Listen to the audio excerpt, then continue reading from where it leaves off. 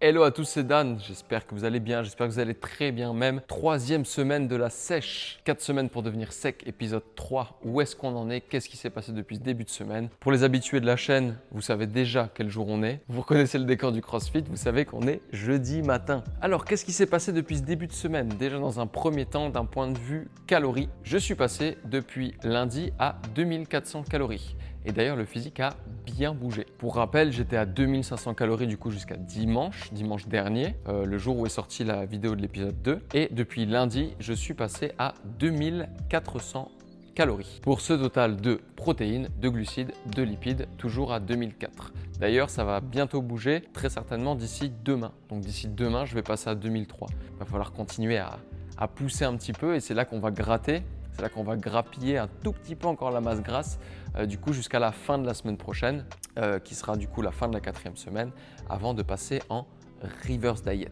Pour les check-up, je vous en ai pas vraiment tourné directement le mercredi matin comme je l'ai fait sur les 2 dernières semaines, parce que hier je n'ai pas eu le temps et j'ai zappé honnêtement. Mais j'en ai tourné un, si je dis pas de bêtises, lundi. Alors ce sera pas très parlant parce que le physique depuis a bougé. Ça a bougé un petit peu. On voit déjà plus les abdos maintenant avec le petit-déj, avec l'eau et avec tout, que la semaine dernière. Donc c'est une plutôt bonne nouvelle. Au niveau des trainings, lundi, je n'ai pas eu le temps de m'entraîner, mais j'ai quand même fait mon nombre de pas, 14 000 minimum. D'ailleurs, là, en baissant la diète, je vais augmenter encore un peu les pas histoire d'accélérer la chose. Mardi, c'est en spec. J'ai redémarré le e-book, donc le e-book pec-épaule en 4 semaines. Parce que les e-books, l'avantage, c'est que quand vous les avez tapés une fois, ensuite vous avez progressé, vous pouvez les retaper une deuxième fois et les refaire du coup à l'infini. Donc du coup, là, c'est reparti pour la séance 1 de la première semaine. Donc on a eu du bench, il y avait 4 séries de 8. Ça, je voulais filmer. Et après, du coup, je vous ai filmé aussi les dips. Je suis content, malgré la sèche, ça faisait longtemps que je ne m'étais pas lesté. Et j'ai réussi à faire ma dernière série de 8 à 40 kg. J'ai commencé à 20 et puis en fin de compte, c'était un peu facile. À 30, ça passait bien. Et puis la dernière à 40. Et là, c'était bien chaud, mais pour aller jusqu'au bout, c'était déjà pas mal. Sinon, au niveau de la faim, écoutez, je me sens plutôt bien. C'est vrai que le soir, j'ai un petit peu faim quand, avec mon planning de la journée, je dois manger ma collation, je sais pas, vers 15h, 16h et que je dois attendre jusqu'à 21h30 à peu près pour manger. Ça me fait quand même plus de 4 heures à attendre. Des fois, c'est un petit peu short, j'ai un petit peu faim. Mais honnêtement, je me suis très bien habitué. Vous voyez, au bout d'un certain temps, en fait, l'estomac s'habitue aussi. Et c'est-à-dire que même si j'ai des quantités qui sont plus petites, je suis beaucoup plus vite rassasié. Donc c'est-à-dire que quand j'ai fini de manger le soir, même si j'ai moins à manger, je suis vite blindé et j'ai très vite plus faim, quoi. Avant de passer à la FAQ, parce que je sais que vous avez cliqué sur cette vidéo aussi pour ça, pour voir si j'avais répondu à votre question, je vais juste vous dire qu'on aura un petit décalage avec la fin de la sèche, la 4e semaine. Si vous vous souvenez, on revient 2 semaines et demie, 3 semaines au moment où vous regardez cette vidéo auparavant. L'objectif était de sécher le plus possible en 4 semaines, d'atteindre le taux de masse grasse le plus bas possible en 4 semaines, tout en restant en forme. Pourquoi? Parce que ce samedi, il y a le Murph. 1 km 6 de course à pied, sans traction, 200 pompes, 300 squats, 1 km 6 de course à pied, tout ça le plus vite possible. Je vous avais dit que mon but c'est de sécher le plus possible, mais de vous montrer que même en sèche, on peut rester en forme, avoir de l'énergie la journée, ne pas se mettre dans le mal tout de suite, manger trop peu, avoir faim tout le temps, ce qui se passe exactement pour moi maintenant, et réussir à envoyer un gros entraînement avec une grosse intensité, avec un challenge de temps où je vais vraiment me mettre dans le mal, faire un bon temps tout en étant en sèche et en étant en déficit calorique. Donc ça, c'est ce samedi. Donc tout ça pour dire, avant de passer à vos questions, ce samedi, je fais le Murph. On va vous en faire une vidéo qui sortira dimanche prochain. Donc ça veut dire que l'épisode 4, l'épisode final de la sèche, sortira non pas dimanche prochain, mais le dimanche d'après. Et donc dans cette vidéo, vous aurez bien sûr un check-up physique. J'ai hâte de la tourner, j'ai vraiment hâte de le faire, j'attends que ça. Et j'ai hâte de vous la sortir, bien évidemment, pour vous montrer là où on en est physiquement. Ce qu'a donné en fait ce test de faire un gros volume en étant bas en calories pour mon poids, ma masse musculaire, etc. Ok, assez de blabla, place aux questions. J'ai eu 3 questions en commentaire sous la vidéo de la semaine dernière. Donc du coup, je vais y répondre. Et j'ai sélectionné du coup une question sur Instagram, comme ça nous en fait 4 parce que c'est des grosses questions sur lesquelles on va peut-être passer un petit peu de temps. D'ailleurs, merci beaucoup pour vos questions parce qu'elles sont vraiment très pertinentes et c'est des sujets qu'on n'a pas trop abordés sur la chaîne. En gros, c'est des sujets qui sont un petit peu plus larges, des sujets qu'on n'a pas encore trop vus. Donc, les 4 questions sont: avec tous les physiques de monstres qu'on voit sur les réseaux sociaux, comment un débutant peut-il savoir de manière fiable ce qu'il peut atteindre en fonction de son investissement et bien sûr naturellement? Deuxième question, même question qui revient toujours, ce n'est pas pendant la diète ou pendant l'entraînement, mais justement ce qui est tout aussi important, la récup. Comment bien accepter de prendre quelques jours de repos sans culpabiliser, tout en gérant sa diète. C'est super intéressant parce qu'on prend un facteur qui est en dehors des autres questions, c'est-à-dire la récup. La récup qui est très importante aussi avec la diète et l'entraînement bien sûr. Troisième question, quel est le pourcentage de masse grasse le plus bas avec lequel on peut rester sec à l'année en forme et fort? Ça aussi, très intéressant, je sens que ça vous intéresse, comment rester lean, comment rester propre toute l'année, mais sans être tout le temps en déficit, sans être mal, etc. On va y répondre. Et la dernière question qui nous vient d'Instagram, à quoi sert la sèche? Combien de fois faut-il le faire à l'année?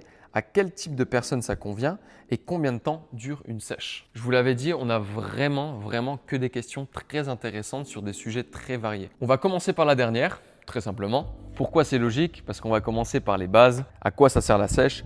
Combien de fois faut-il la faire à l'année? À quel type de personne ça convient et combien de temps dure une sèche? C'est important de remettre les bases de pourquoi est-ce que vous devriez peut-être faire une sèche, pourquoi est-ce que c'est intéressant pour vous ou non, combien de temps ça dure, à quoi ça sert, etc. On va remettre ça en place et comme ça nous aidera pour répondre aussi aux autres questions et ça vous aidera à mieux comprendre aussi la suite. On démarre. À quoi ça sert la sèche? Une sèche, ça peut servir à plusieurs choses. De 1, si vous avez un niveau de masse grasse qui est trop élevé, ça pourrait être handicapant pour votre récupération. Je m'explique, plus vous avez de masse grasse, plus vous avez de risque d'inflammation. Plus vous avez d'inflammation, plus votre récup sera ralenti. Donc nous, de ce côté-là, ça ne nous intéresse pas. Ce qu'on veut, c'est pouvoir s'entraîner de manière durable, pouvoir rester fort, pouvoir rester endurant à l'année et tout ça en récupérant bien et en continuant de progresser. Ça peut être sur ses performances et ça peut aussi être corrélé avec le fait de prendre de la masse musculaire. Donc dans un premier temps, la sèche, ça peut être utile dans un but de performance, c'est-à-dire avoir moins de masse grasse pour pouvoir mieux récupérer et pour pouvoir être meilleur dans vos entraînements. Et le deuxième point, c'est le côté esthétique. C'est-à-dire que vous allez travailler toute l'année pour prendre de la masse musculaire, pour augmenter vos performances, pour pouvoir vous sentir bien. Et à un moment, vous allez avoir envie de voir ce que ça a donné. C'est-à-dire si vous êtes légèrement voilé ou alors si pendant votre prise de masse, il y a eu des petits écarts ou alors ça ne s'est pas passé comme prévu, vous avez peut-être pris un peu trop de masse grasse, vos muscles sont voilés, votre masse musculaire est voilée et vous allez tout simplement vouloir voir ce que ça donne concrètement, les muscles que vous avez travaillés, combien vous avez pris, comment est-ce qu'ils se tracent, etc. Donc on a d'un côté le point de vue santé et objectif et on a aussi d'un autre côté un point de vue esthétique, c'est-à-dire voir son corps sec. Si vous aimez ça, vous pouvez le faire. C'est deux raisons totalement différentes qui peuvent aller bien sûr ensemble, mais c'est pour moi en gros les deux plus grandes raisons pour lesquelles on peut faire une sèche. Et le petit point que j'aimerais rajouter là-dessus, c'est que si vous débutez et que vous voulez absolument prendre de la masse musculaire, que vous soyez un homme ou une femme, et qu'imaginons vous avez un taux de masse grasse qui est entre guillemets assez haut, qui vous permet de ne pas voir un petit peu le dessin musculaire que vous avez déjà, ne partez pas directement sur une prise de masse. Comme je vous l'ai dit, votre récupération sera entachée et vous progresserez beaucoup moins vite. Et vous ne serez pas forcément satisfait de vos résultats parce que vous n'arriverez pas à voir le travail que vous fournissez, vous ne verrez pas les résultats esthétiques, physiques après 2, 3, 4, je ne sais pas combien de mois ou d'années de travail. Mon conseil serait de partir sur une sèche, pas forcément pousser comme moi je le fais pour être vraiment très sec, mais juste trouver un taux de masse grasse qui est convenable, acceptable, qu'on peut garder à l'année, on en parlera tout à l'heure, et ensuite à partir de là, repartir sur un léger surplus calorique pour reprendre de la masse musculaire. Partir sur une base saine pour rajouter de la masse musculaire dessus, et ne pas partir d'une base qui n'est entre gros guillemets pas saine, pour ensuite rajouter du muscle, peut-être encore un peu de masse grasse dessus, avant de sécher. Vous perdrez plus de temps dans ce sens-là que dans le premier. Deuxième point, combien de fois est-ce qu'on peut faire une sèche à l'année? Ça va dépendre de vous et surtout de votre niveau, de vos années d'expérience. Si c'est la première année sur laquelle vous suivez une diète, si c'est la première fois que vous faites une sèche, je peux vous conseiller d'en faire une à l'année, ce sera déjà très bien. À n'importe quel moment de l'année, on n'est pas obligé d'attendre l'été. Après, si vous voulez être beau sur la plage, c'est normal, on se comprend, c'est avec grand plaisir. Donc si vous débutez, une fois à l'année, ce sera très bien et ensuite partir sur du surplus, du maintien, du surplus, du maintien. C'est-à-dire qu'on peut monter un peu plus haut ses calories, les redescendre pour être en maintien, remonter légèrement, histoire de ne pas prendre trop de masse grasse et continuer comme ça jusqu'à la prochaine sèche. Maintenant, vous êtes habitué, vous avez déjà fait une sèche, vous suivez une diète depuis un bon moment, vous savez comment gérer votre alimentation, vos macronutriments grâce aux vidéos de Dan Trainer.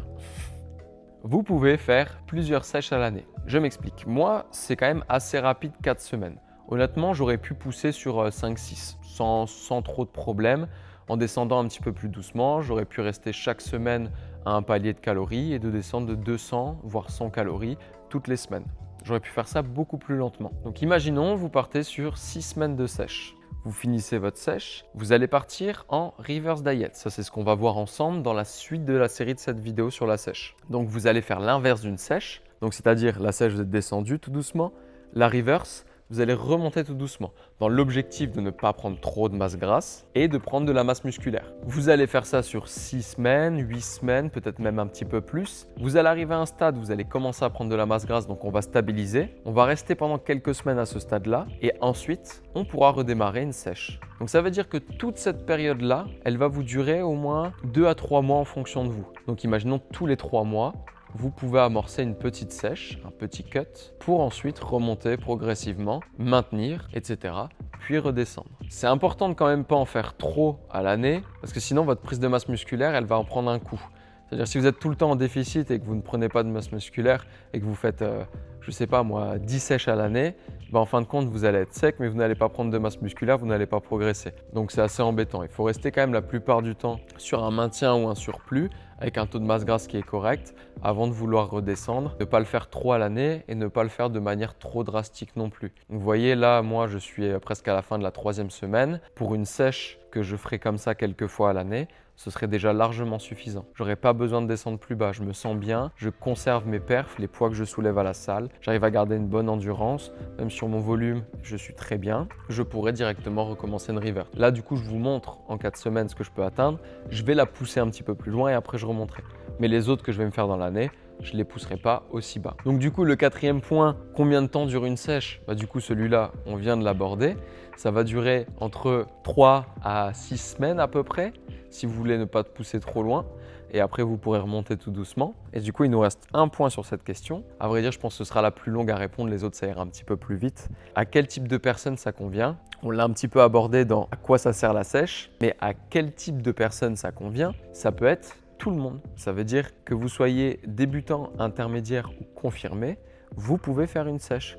Si vous êtes débutant, bien sûr, je ne vous conseille pas de faire une sèche ultra poussée parce que si vous gérez mal vos macronutriments, vos calories, vos envies d'écart, vos cheat meals, etc. et que vous n'êtes pas encore assez calé, bien sûr, si vous n'êtes pas accompagné, si vous êtes accompagné, vous pouvez le faire. Mais si vous êtes seul, je vous conseille de ne pas trop la pousser parce que le risque, c'est de développer ce qu'on appelle des TCA, donc des troubles du comportement alimentaire. C'est-à-dire mal gérer, être trop pressé, vouloir descendre trop vite les calories et à ce moment-là, avoir des grosses envies de craquage, se frustrer complètement et après, en fait, garder ces, qu'ils soient petits, moyens ou grands, troubles du comportement alimentaire pendant très longtemps. Et ça, vraiment, on veut l'éviter au maximum. Moi, mon objectif, c'est que votre alimentation, elle soit calibrée, mais que ça reste une alimentation plaisir. C'est-à-dire que vous mangez les aliments que vous aimez, mais avec de la réflexion, vous savez quel aliment est bon et lequel est le moins bon. Et après, vous agencez votre alimentation avec ça. Donc, pour un débutant, je le conseillerais, bien sûr, ça peut être une très bonne chose, mais de ne pas la pousser trop loin dans un premier temps, parce que ce serait contre-productif et même dangereux pour les points qu'on a cités juste avant. Pour quelqu'un d'intermédiaire ou d'intermédiaire confirmé, là où je me situerais à peu près, et du coup, vous pouvez en faire plusieurs fois dans l'année et de temps en temps en pousser une, voire deux, un peu plus loin quand vous avez envie, quand vous sentez que c'est la bonne période de l'année et quand vous sentez que vous êtes en forme, bien sûr. Ça ne sert à rien de le faire quand vous êtes crevé, quand vous n'arrivez pas à vous entraîner et que vous sentez que c'est pas le bon moment. Là, ça va plus être un supplice qu'autre chose et franchement, c'est pas le but. Et pour quelqu'un de confirmé, ensuite, il a toutes les cartes en main, il sait quoi faire, il sait comment le faire, il sait comment la mettre en place. Donc là, il n'y a pas de problème. Mais dans la question à quel type de personne ça convient, vraiment c'est tout le monde. Si vous avez envie de faire une sèche, vous pouvez y aller. Juste mon conseil, c'est prenez votre temps, ne soyez pas trop pressé. Vous voyez dans l'exemple que je vous ai donné, vous le verrez encore cette semaine. Début de semaine, j'étais dégoûté, je me disais bon, on rentre dans la 3e semaine, ça avance pas, ça avance pas, ça avance pas. Lundi, mardi, bon. Et mercredi, gros changement. Le corps s'est adapté, j'ai pu rebouger beaucoup plus. Et le physique a bougé très fort. Donc laissez-vous le temps, n'essayez pas d'aller trop vite. Si vous sentez de la frustration, c'est qu'il y a un problème quelque part, il ne faut pas en avoir. Avoir un peu faim en sèche, c'est normal, mais ne vous frustrez pas. Il faut que vous mangiez quand même à votre faim, mettez du volume dans vos assiettes et quand vous atteignez un taux de masse grasse qui vous convient, maintenez-le un petit peu, on part en reverse, vous resterez sec pendant un long moment, vous en faites pas. Et ensuite, vous serez que content de l'avoir fait progressivement comme ça. Voilà, je voulais commencer par celle-là, vous avez vu, c'était très long. Je m'en excuse d'ailleurs. Mais c'est la question la plus longue et c'est la plus complète pour savoir vraiment à quoi ça sert la sèche et pourquoi est-ce qu'on la fait et à qui ça convient, dans le but de savoir est-ce que vous pouvez faire une sèche, oui ou non, et comment la faire, sur combien de temps, comment la mettre en place. Si vous êtes sûr de vous et que vous sentez que vous êtes capable de l'envoyer tout seul, faites-le tout seul.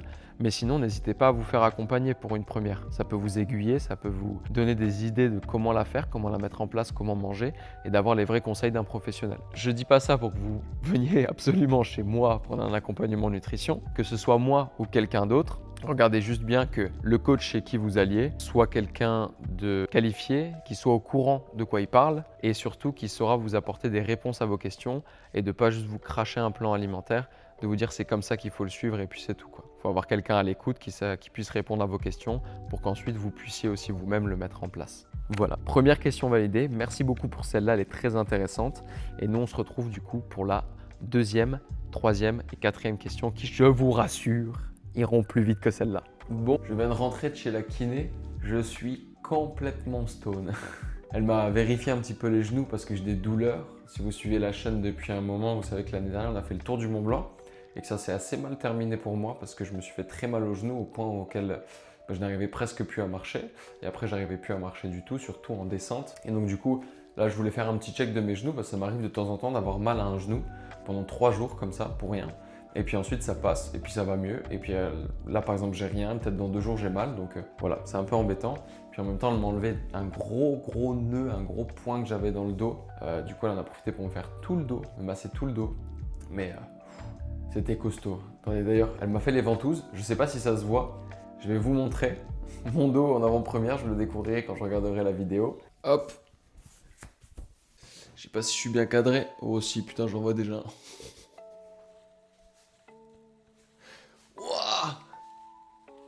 Waouh. Et du coup, normalement, j'en ai encore d'autres dans le dos. Je sais pas si je suis bien cadré. Voilà, vous les verrez par vous-même. Putain. Oh la vache. Ouais, elle en a mis des pressions. Là, je me rhabille, je reviens. Voilà. C'est bon, je suis là, je suis de retour. Donc, il est 17h41, nous sommes toujours jeudi. Et avant de prendre ma collation, du coup, je vais répondre à une deuxième question que j'ai juste ici, que j'ai screen encore une fois de YouTube et dont je vous ai parlé tout à l'heure. Donc, pour la FAQ, quel est le pourcentage de masse grasse le plus bas avec lequel on peut rester sec à l'année en forme et fort? Très intéressant. On a parlé de la sèche tout à l'heure et en gros, pour faire assez simple et assez rapide, vous ne pouvez pas garder un taux de masse grasse en étant très sec. Bon, quand je dis très sec, c'est imaginer très sec comme sur les compètes de body ou comme certains influenceurs qu'on peut voir sur les réseaux sociaux qui se disent naturels. On ne peut pas garder un taux de masse grasse très bas, c'est-à-dire avec ça sur le ventre, avec rien du tout, quoi, toute l'année en restant en forme, fort, en continuant de prendre du muscle et en continuant de progresser. Pourquoi? Parce que pour garder ce taux de masse grasse là, vous devez obligatoirement être en déficit calorique. Donc, garder un déficit calorique toute l'année, ça va être contre-productif pour votre prise de masse musculaire et ça va être contre-productif pour votre progression, simplement si vous voulez devenir plus fort ou performer sur de l'endurance ou sur plein d'autres domaines. Donc de ce côté-là, c'est un peu compliqué. Surtout d'un point de vue prise de masse musculaire et rester sec, l'un dans l'autre, il y a un moment où ça va pas le faire, où ça va pas aller. Surtout que si vous êtes constamment en déficit, le moindre gros écart que vous allez mettre, votre corps va être en alerte, va le stocker et vous allez plus facilement prendre du gras, ensuite plus facilement perdre du poids et vous allez surtout bloquer au fur et à mesure votre métabolisme, vous allez ralentir votre métabolisme. C'est-à-dire que vous allez manger tout le temps, déjà vous aurez moins d'énergie tout au long de la journée, vous ne prendrez pas de muscle, vous serez moins fort, vous serez moins endurant et surtout le jour où vous allez faire un craquage, votre corps va dire « je suis en déficit constamment », pour faire très simple encore une fois, vous allez manger et donc il va dire « ok, là j'ai quelque chose, je le garde, je le maintiens ». Il va mal le métaboliser ou alors le métaboliser très lentement, ce qui va faire que vous allez plus facilement stocker. Vous allez prendre plus de temps à perdre du poids après avoir fait un écart. Donc déjà là, le très sec, on le zappe. Le très haut en masse grasse, ça ne nous intéresse pas, c'est pas la question. Donc à combien de pourcents de masse grasse on peut rester à peu près sec? Je voudrais donner la vraie réponse, mais qui ne vous conviendrait pas forcément, mais qui est la vraie bonne réponse, c'est que ça dépend de chacun. Après, prenons l'exemple pour un homme. En se situant dans les eaux de 15% de masse grasse, 20% de masse grasse, pour vous situer un petit peu à quoi ça ressemble un physique dans ce style-là, autant pour un homme que pour une femme, c'est un physique où vous allez avoir les muscles qui sont un petit peu tracés et vous allez voir un petit peu vos abdos. Donc vous n'allez pas être voilé complètement, vous n'allez pas avoir beaucoup de masse grasse, mais vos muscles resteront visibles, vos abdos resteront visibles et donc c'est pile l'entre-deux à environ 15% de masse grasse, quelque chose comme ça pour les hommes. Pour les femmes, bien sûr, c'est toujours un petit peu plus. Vous avez un physique que vous pouvez garder sur le long terme, toute l'année, bien sûr hors période de sèche, où vous allez pouvoir être en forme, être endurant, pouvoir performer sur vos charges, pouvoir continuer de prendre de la masse musculaire, tout en restant plutôt propre. Donc ça, c'est le petit point qu'on cherche absolument, c'est-à-dire entre monter un tout petit peu trop, être à 20%, un petit peu plus, descendre un peu trop bas, être à 10 et alors être trop en déficit. On cherche voilà, ce juste milieu qui se situe entre les deux pour garder un physique propre à l'année qui vous permet, comme on l'a vu juste avant, de réduire les risques d'inflammation, d'être en forme toute la journée et comme je l'ai répété plein de fois depuis le début de ce passage, fort, endurant, continuer à prendre du muscle, continuer à performer de manière globale. Donc voilà, si je dois vous apporter la réponse franche, sincère, c'est ça dépend de vous, ça dépend de chacun, ça dépend de votre rythme de vie, de votre mode de vie, de ce que vous pouvez maintenir et de ce que vous pouvez fournir comme effort.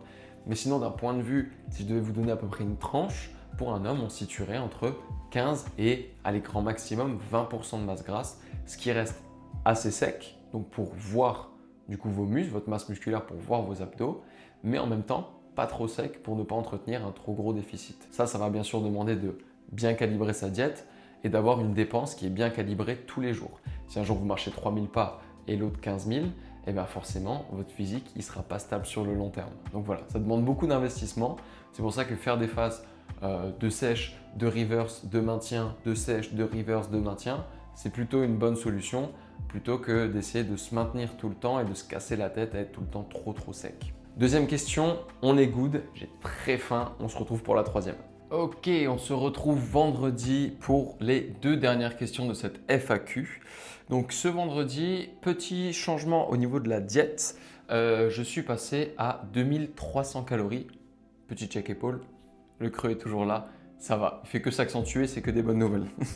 Donc passage à 2300 calories. Écoutez, je pense pas que ça va me poser plus de problèmes que ça. Pour l'instant, je me sens bien, je me sens en forme, je continue de sécher. On va rentrer dans le dur, je pense, la semaine prochaine. Quand je descendrai avant la fin, du coup, on va la compter à vendredi. Comme ça, je pourrai avoir le temps de bien finir la vidéo et puis vous la sortir pas la semaine prochaine, mais la semaine d'après. Parce que pour rappel, ce sera la vidéo du Murph la semaine prochaine. Et donc, du coup, on va répondre aux deux dernières questions sur quel physique on peut atteindre naturellement et sur la récup. Donc commençons.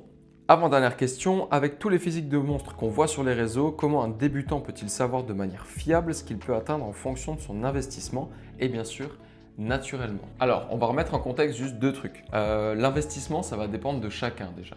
Il y a des personnes qui vont s'investir énormément, mais en fonction de leur rythme de vie et de leur mode de vie et du temps qu'elles ont accordé à leur objectif, elles auront peut-être moins de temps que quelqu'un qui s'y investit à 80%, mais qui est très libre de son temps. Ça peut être traquer le nombre de pas, ça peut être l'hydratation, ça peut être le nombre de séances et la durée des séances et l'intensité qu'on y met. Ça peut passer par vraiment beaucoup de facteurs. Donc, si on prend, imaginons, un investissement au plus haut, c'est-à-dire une diète calibrée comme on l'a vu avant, sèche, reverse, maintien, etc., plus quelqu'un qui fait attention à son hydratation tous les jours, quelqu'un qui fait attention à son sommeil, quelqu'un qui fait attention à son nombre de pas, donc vraiment un investissement à 100%, qu'est-ce qu'on peut atteindre? La réponse, comme d'hab, elle ne va pas vous plaire, c'est que ça va dépendre de chacun. Ouais, super! Non, plus sérieusement, il y a plein de facteurs qui vont rentrer en compte. Donc, il y a le facteur génétique qui va rentrer en compte. Est-ce que vous avez plus de facilité ou non à prendre du muscle? Est-ce que vous avez plus de facilité ou non à prendre du gras, perdre du gras? Ça va être pas mal de choses. Le plus important, ce qu'il faudrait retenir, c'est qu'il faut se laisser le temps. La musculation, la prise de masse musculaire, c'est quelque chose qui se fait sur le temps. C'est une phrase que vous avez peut-être déjà entendue beaucoup de fois, mais c'est pas un sprint, c'est un marathon. C'est-à-dire que vous allez voir des fois sur les réseaux des personnes qui ont 2 ans de muscu, qui sont énormes, qui sont secs à l'année et tout. Là, ça pue en général un petit peu, il y a un petit peu de cachet magique, il y a des trucs qui sont passés par là. Autant, parfois, on va voir un homme ou une femme qui a 7-8 ans de musculation, qui a un beau physique, mais tu te dis, il n'est pas ultra musclé, parce que justement, on est matrixé toujours par les réseaux sociaux et par les énormes physiques, autant féminins que masculins qu'on voit, et bien cette personne-là, on va se dire, bon, elle n'a peut-être pas eu tant d'investissement que ça, peut-être qu'elle n'a pas été très sérieuse dans sa pratique ou autre. Alors que si un homme, déjà, prenons le cas de qui fait 1m80 pour 80 kg sec, quand je dis sec, c'est plus sec que moi je le suis là et que je le sais très certainement à la fin de ma sèche, c'est déjà monstrueux naturellement. Avoir un rapport avec sa taille et son poids en étant très sec, c'est déjà quelque chose de très gros, c'est déjà énorme et physiquement, vous êtes déjà très musclé. Donc de ce point de vue-là, ma réponse à cette question serait tout dépend de la génétique et tout dépend de l'investissement réel que vous mettez dedans, l'investissement que vous pouvez mettre dedans ou l'investissement que vous avez envie de mettre dedans. Et ensuite pour le physique, laissez les années faire, continuez de vous entraîner, continuez à croire au processus, continuez à manger correctement, à bien vous hydrater, à bien dormir, etc. Et vous verrez votre physique changer au cours des années. Même si vous avez l'impression que vous n'allez pas atteindre exactement ce que vous voulez à l'instant T, regardez des photos de vous d'il y a 1 an, regardez des photos de vous d'il y a 2 ans, 3 ans, voire même plus, ça fait plus longtemps que vous en faites, et vous verrez la différence. Encore ce matin, mon beau-frère m'a envoyé une photo de moi en été 2023. Je vous l'affiche pas parce que c'est honteux, et parce qu'en zoomant assez pour qu'on voit que moi, la qualité sera dégueu. Mais je me suis dit, mais ça date de quand? Je me suis dit, c'est une IA ou c'est quoi ou quoi? Mais en fait, non. C'était juste moi, il y a 2 ans, quasiment, on va dire peut-être jour pour jour. Et au final, physiquement, j'ai beaucoup changé. Alors que maintenant, des fois, je me dis, putain, ça rame, c'est pas ouf, j'ai l'impression de ne pas y arriver. Donc prenez en compte de là où vous partez, tout le chemin que vous avez déjà parcouru et là où vous êtes actuellement. On reprend l'iPad pour la dernière question qui est, même question qui revient toujours, ce n'est pas pendant la diète ou pendant l'entraînement, mais justement ce qui est tout aussi important, la récup. Comment bien accepter de prendre quelques jours de repos sans culpabiliser tout en gérant sa diète? Pareil, la récup, c'est un facteur très important. Là, comme je vous en ai parlé tout à l'heure, on parle d'hydratation, on parle de sommeil, on parle d'alimentation, on parle d'entraînement, de dépenses à la journée, mais la récupération est un facteur très important. Il faut comprendre que quand vous allez vous entraîner, vous allez apporter un stress à votre corps. On en a parlé la semaine dernière, les phases anabolisantes, catabolisantes. Pendant cet entraînement-là, quand vous voulez prendre de la masse musculaire, vous allez détruire de la fibre, déchirer de la fibre. Donc pour se reconstruire, il va y avoir une inflammation.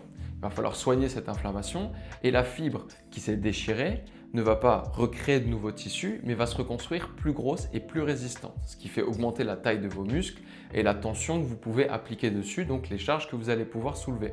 Pour récupérer après tout ça, l'hydratation est très importante, le sommeil aussi, notre phase ultra anabolisante, votre alimentation, etc.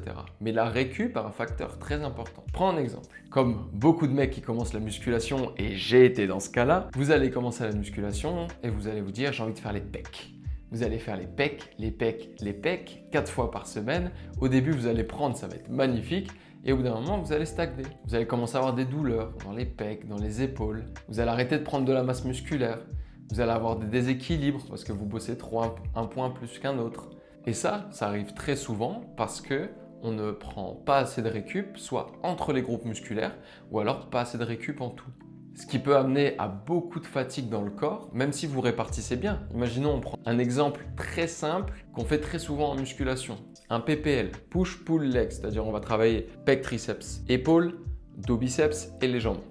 Si vous entraînez 6 fois par semaine, imaginons, vous allez faire PPL, PPL et des fois push encore une fois. Donc ça vous fait déjà 3 push, 2 pull et 2 séances jambes.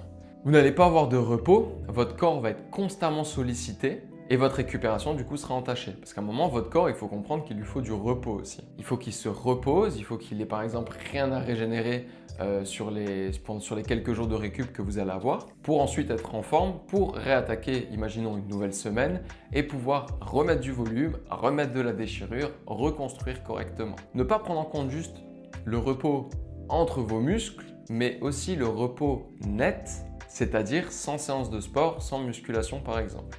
Maintenant, comment le gérer? En principe, vous avez votre diète qui est calibrée, vos calories, vos macronutriments et vous avez aussi la dépense que vous allez faire à la journée qui convient à ce total de calories et de macronutriments. Je vous donne mon exemple. Demain, c'est le Murph. Aujourd'hui, je ne m'entraîne pas, surtout que je devais me faire manipuler hier, etc. Qu'est-ce que j'ai fait? J'ai essayé de marcher beaucoup. Bon, j'ai eu un petit coaching run qui m'a aidé et qui m'a fait faire 4000 pas à peu près. Mais ensuite, entre mes 2 coachings, j'avais un petit peu de temps, j'ai été marcher sur le tapis. Là, en fin de journée, je vais faire de la marche sur le tapis aussi. J'essaie de me déplacer le plus possible. Tout ça, pourquoi? Pour atteindre mon nombre de pas minimum et pour atteindre mon total de calories en activité minimum aussi que je me suis fixé. C'est-à-dire que je vais dépenser le même nombre de calories, laisser mon corps au repos parce que je ne lui mets pas un gros stress tout le long de la journée et ce qui me permet de continuer à manger les mêmes quantités que ce que j'ai mangé la veille et le jour d'avant, etc., tout en continuant d'atteindre mon objectif et tout en faisant en sorte que mon corps récupère. Donc en gros, un jour de récup, il ne faut surtout pas culpabiliser parce que c'est utile, ton corps en a besoin, pour ta progression tu en auras besoin. Des fois si tu te sens trop fatigué, que tu dis non mais il faut que je boucle ma séance dans la semaine, c'est pas grave. Si tu sens que ton corps est fatigué, si tu sens que tu es fatigué, n'hésite pas à prendre un jour de repos et tu repartiras encore mieux. Ça se trouve autant sur ta progression que sur tes charges, que sur la force, que sur l'endurance, que sur peu importe quoi. Donc ne néglige pas la récup, elle va t'aider à progresser plus rapidement et surtout dans des meilleures conditions. Et ben voilà, on est bon pour cette semaine, cette 3e semaine de sèche. Je vous assure, ça bouge bien. Là, franchement, depuis mercredi, ça bouge très très bien. Le passage à 2400 calories depuis lundi est vraiment cool, ça se lisse bien. Je suis en forme, j'ai pas spécialement faim. Et en plus de ça, le physique bouge, donc magnifique. Le passage à 2003 aujourd'hui, pour l'instant, je le vis bien parce que jusque-là, j'ai mangé normalement. On verra demain comment je le sens. Et donc du coup, demain, après le Murph, vu le nombre de calories que je vais dépenser pour pas créer un trop gros déficit, je vais certainement le combler un petit peu. Mais tout ça, je vous l'expliquerai bien sûr. Sur ce, c'était Dan pour vous servir. Je suis là, je suis obligé. Passez un bon dimanche si vous regardez cette vidéo un dimanche. Sinon, passez une bonne journée, une bonne après-midi ou une bonne soirée. Et nous, on se retrouve la semaine prochaine pour le Murph. Abonne-toi!